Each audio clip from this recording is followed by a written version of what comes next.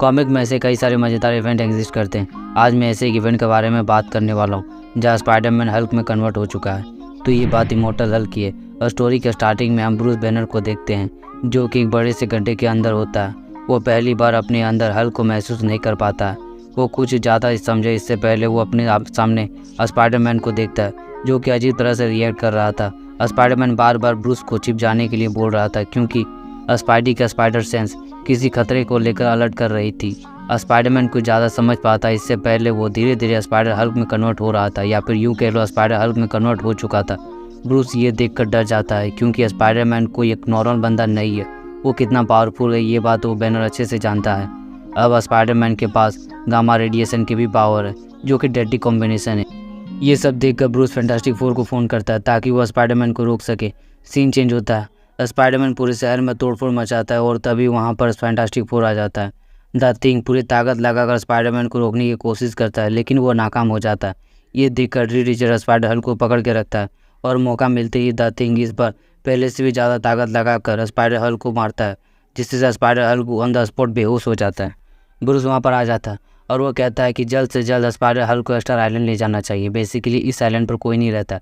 So read richer ये बात मान जाता है और अगले सीन में हम देखते हैं कि स्पाइडर हल्क स्पाइडरमैन में ट्रांसफ़र हो चुका है और स्पाइडरमैन इस बात से ज़्यादा परेशान है कि कहीं उसका मास्क ना फट जाए और उसकी आइडेंटिटी रिवील ना हो जाए। फैंटास्टिक फोर उस आइलैंड से वापस चले जाते हैं। ब्रूस और स्पाइडरमैन उसी आइलैंड पर रुकते हैं और रात होती है। स्पाइडरमैन ब्रूस से ये कहता है कि वो दोबारा कभी भी हल्क नहीं बनना चाहता है। बैनर उससे बताता है कि मैं जानता हूँ तुम डरे हुए हो क्योंकि मैं इस डर के साथ कई साल से जी रहा हूँ। इसके बाद स्पाइडरमैन ब्रूस से ये कहता है कि वो स्पाइडर हल्क में कन्वर्ट होने वाला है, तो तुम यहाँ से चले जाओ, कहीं तुम्हें चोट ना लग जाए। ब्रूस बताता है कि टेंशन लेने की बात नहीं है, मुझे कुछ नहीं होगा।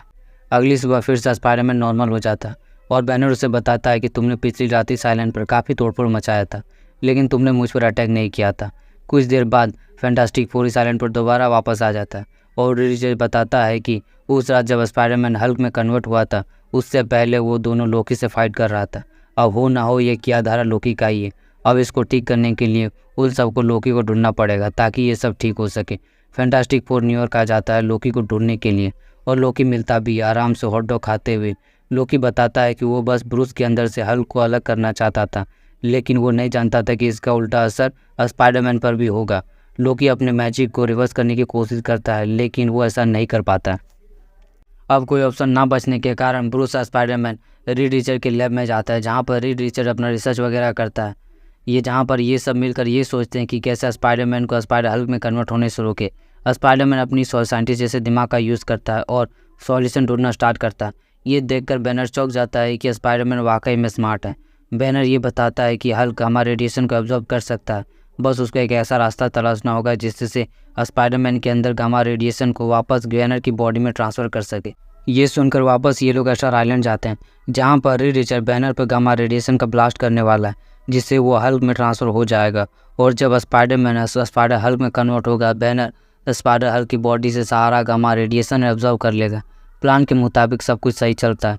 बैनर पर गामा रेडिएशन का ब्लास्ट करते ही वो हल्क में कन्वर्ट हो जाता है और उधर स्पाइडरमैन भी स्पाइडर हल्क में कन्वर्ट हो चुका था और फिर सही मौका मिलते ही स्पाइडर हल्क की बॉडी से सारा गामा रेडिएशन एब्जॉर्ब कर लेता है जिससे सब कुछ नॉर्मल हो जाता है। आई होप वीडियो अच्छी लगी हो, अगर हाँ तो प्लीज़ वीडियो को लाइक और चैनल को सब्सक्राइब जरूर कर देना। तो मिलते हैं अगली वीडियो में, तब तक के लिए बाय।